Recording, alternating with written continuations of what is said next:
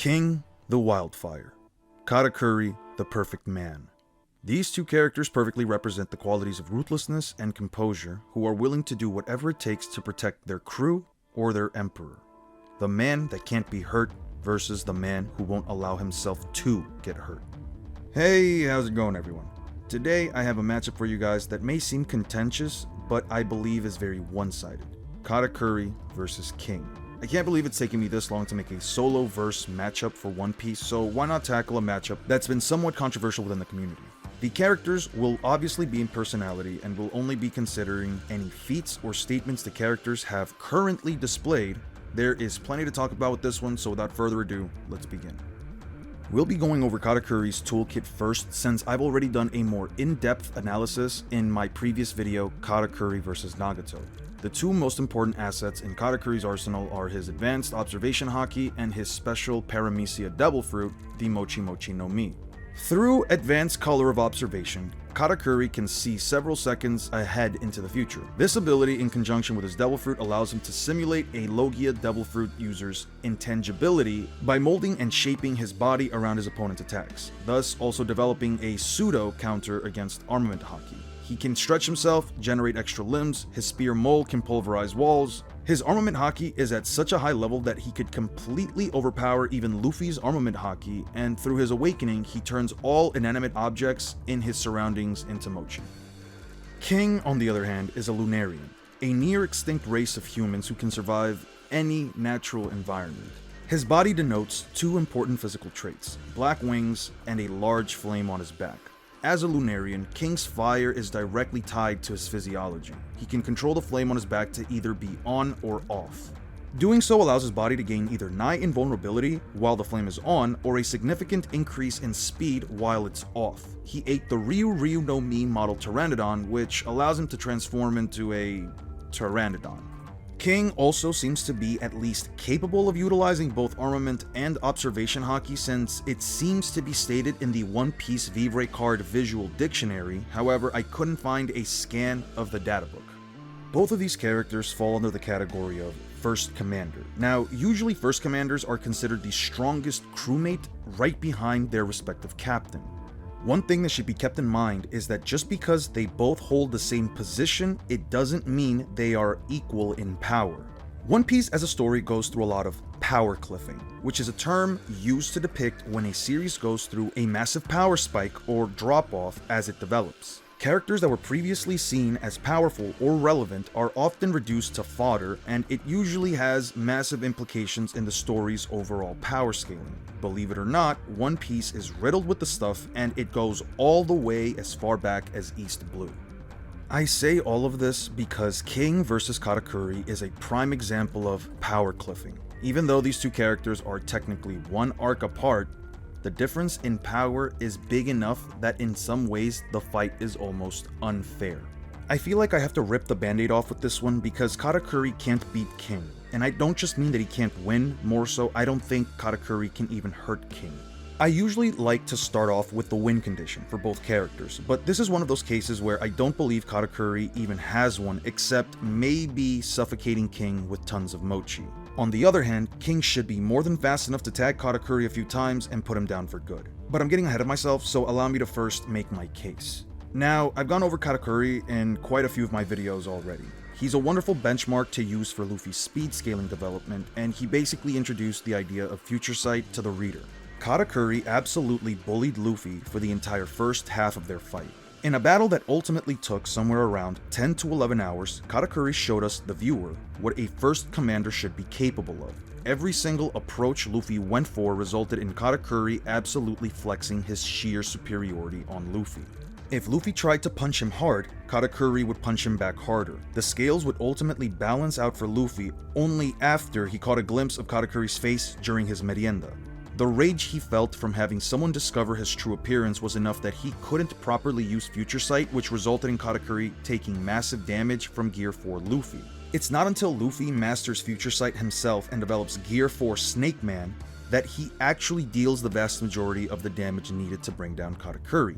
This fight ended in an extremely high diff situation where both combatants were essentially knocked out. Some people have even gone as far as to count how many direct blows the two landed respectively, and Katakuri landed approximately 71 clean hits on Luffy, while Luffy only landed approximately 14.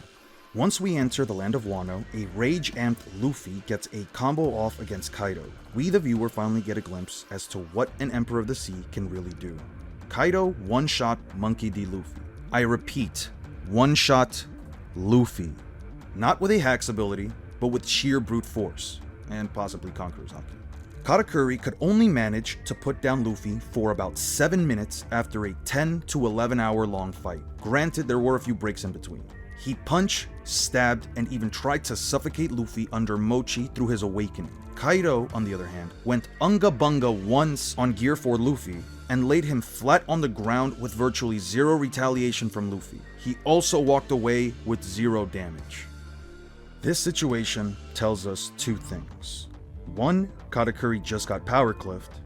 2, in the exact same situation, Katakuri would have been one-shot by Kaido as well. So what exactly does any of this have to do with King?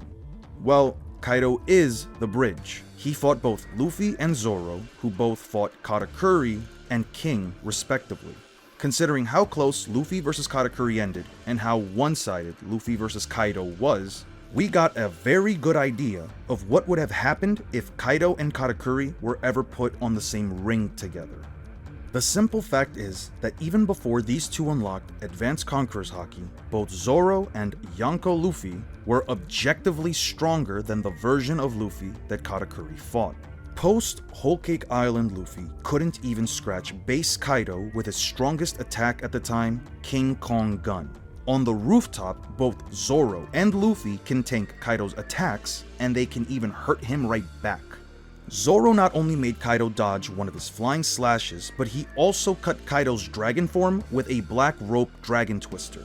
He can react to Big Mom's attacks, who is relative to Kaido, and afterwards even tanks a Conquest of the Sea combination attack from the Emperors. Even though he only withstood the attack for 1 second, Zoro would go on to awaken Advanced Conqueror's Haki, and left a permanent scar on Kaido's chest. Mind you, this is Hybrid Kaido, who should be stronger, faster, and more durable than his base. He also did this while having approximately 20 to 30 broken bones from the Conquest of the Sea.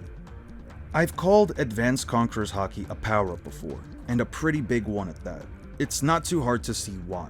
After awakening Advanced Conqueror's Haki, both Luffy and Zoro did more damage to Kaido than anyone else he fought on the rooftop.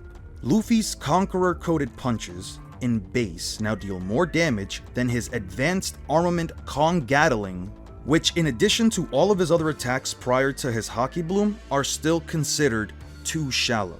I need to emphasize how massive of a boost Advanced Conqueror's Haki is because Zoro essentially needed to master it in order to be king. Before he stabilized his Haki and remembered his promise to both Luffy and Kuina, Zoro began to wonder if defeating King was even possible. King's body is so tough that the same attack Zoro used to cut Kaido on the rooftop couldn't leave a scratch on King. As I mentioned earlier, the flame on his back changes the properties of King's body depending on whether or not it's active. While his flame is on, King can't really be hurt, and even Zoro admits that there's no point in attacking him while it's active. While it's off, King can move so much faster that he could essentially perception blitz Zoro. He can shoot flaming projectiles as he flies, generate massive pillars of flames in the shape of dragons that Zoro even mentioned were like magma. He's also capable of igniting his body to the point that it can explode, and Zoro even mentioned that if he didn't put up his armament Haki in time, he would have died. After mastering his Conqueror's Haki, the fight completely shifted into Zoro's favor. Even though his attacks could still barely put a dent in King while his flame was on, King now had to start blocking Zoro's attacks and evading him more often. He essentially won the fight a couple of pages later. So, what exactly makes this fight so one-sided? Zoro seemed to struggle with King the same as Luffy struggled with Katakuri, right? For starters, I don't believe Katakuri is strong enough to stand alongside the worst generation on the rooftop, and this does include Killer. He lost to Luffy, and Luffy got blitzed and one-shot by Kaido in the manga. In the anime, his strongest attack couldn't even leave a scratch mark on Kaido's chest. Considering his endurance should be lower than Luffy's, and the fact that a stronger and faster version of Luffy could still get tagged by base Kaido even through Future Sight, Law, Kid, Zoro, and Killer all did way better against Kaido than the version of Luffy that got one shot. Oh, and to make things sound even more dire, Big Mom was also there, releasing lightning blasts and giant fireballs. Katakuri does have a malleable body, and with Future Sight, it should be easy enough to dodge all of King's attacks, right? Well, that's not entirely true. I've already gone over this a few times, but Future Sight isn't a perfect ability. With enough speed, an opponent should be capable of tagging a Future Sight user rather easily. Base Kaido was capable of tagging Luffy even though he admitted he was using Future Sight. So is King fast enough to deal with Katakuri? I think he is. I don't think I need to go over any exact speed calcs, since there's plenty of concrete evidence that can help us figure out who's faster. Luckily, these two just so happen to have directly fought Luffy and Zoro respectively, which makes things even easier to figure out, especially since we can use Kaido to bridge the character's speed gap. Katakuri fought both Gear 4 Bounce Man and Snake Man. One thing I should make clear is that the version of Luffy that uses Bounce Man didn't have Future Sight at the time. I'm of the opinion that Snake Man and Bounce Man aren't actually too far apart movement speed wise. If you look at each one of Snake Man's fights, he doesn't actually move that often. Most of his attacks are all stationary like a turret.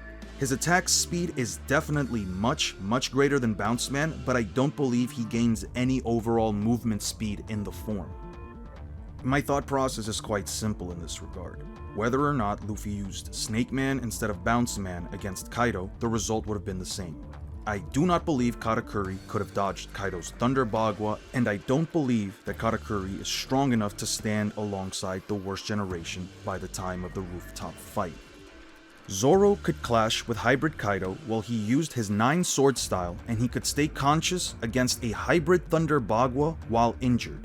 Zoro had trouble keeping up with King while his flame was off, and was even surprised by his speed when King caught up with him while he was already flying through the air from their previous clash. Zoro even admitted that unless he could figure out the secret behind King's body, he didn't think he could win. Zoro masters Advanced Conqueror's Haki and is now capable of keeping up with King more effectively.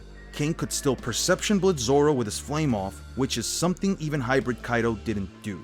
I don't believe Katakuri's Future Sight will be enough to turn the scales in his favor. Maybe one could attempt to argue that his speed alongside Future Sight would be enough to keep up with King, but how would he win? The longer the fight takes, the weaker Katakuri will become. His Future Sight will eventually get weaker, and King doesn't need to retaliate that often. As long as he has his flame on, nothing Katakuri can do can possibly hurt him. If his flame is off, I believe he should be fast enough to at least tag Katakuri a few times, and a few times is all he'll need, considering that it only took a much weaker version of Luffy 14 direct blows to put him down. Even if Katakuri could land attacks on King while his flame was off, I don't believe it would be very problematic for King, since Katakuri's attacks couldn't put down a weaker Luffy during their long battle. Not to mention, Zoro could only successfully cut King after mastering Advanced Color of Conquerors. Katakuri has virtually 0 win conditions, and King simply needs to land at most 14 direct hits to take down Katakuri. I don't believe Future Sight will be enough to carry him into a win, and the longer the fight takes, the worse it'll be for Katakuri. Luffy and Katakuri were relative in speed by the end of their fight, so I don't believe he would be capable of even keeping up with King, especially with his flame off. There is way too much evidence, at least for me, to even consider the possibility of Katakuri even giving King a good fight. So there you have it. If there are any other One Piece battles you guys would like to see, let me know down in the comments. Thank you all so much for watching. Peace out.